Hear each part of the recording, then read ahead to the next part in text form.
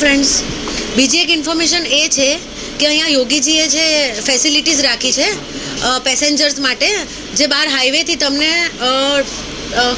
कितने में जाती है ये बस? 10 हाँ, 10 रुपीज़ में पर पर्सन 10 રૂપિયામાં લઈ જાય છે તમને, બરાબર છે? એટલે તમે કેટલા બી જણ હોય, 10 જણા હોય, 20 જણા હોય, અને તમને અહીંયા એક રિક્ષા બી છે, ઈ રિક્ષા બી છે તમારી માટે અવેલેબલ છે.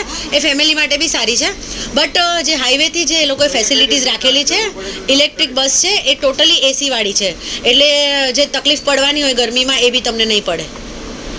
અને બીજી એક ઇન્ફોર્મેશન છે, જે પાસની તો મેં તમને કહી દીધી, પણ ફરીથી રિપીટ કરીશ કે જે મંદિરની બહાર જે ક્યુ છે ત્યાં તમને એક સવારે શણગાર આરતી હોય છે, જે રામલલાનો શણગાર કરે છે, એના પછી આરતી થાય છે. એના પાસ તમને આગલા દિવસે બુક કરીને લેવાના રહેશે.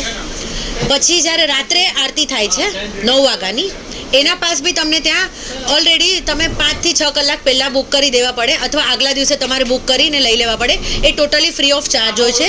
દે will not take any charges from you. ઠીક છે? આ ઇન્ફોર્મેશન અગર જો તમને ગમી હોય તો મને લાઈક કરજો, સબસ્ક્રાઈબ કરજો, અને મારા પેજને તમે આગળ લાવજો, અને મને આનાથી સારી ઇન્ફોર્મેશન તમારી સાથે શેર કરી શકું એ તમે મને એક હિંમત આપજો અને મારો કરેજ વધારજો. Thank you.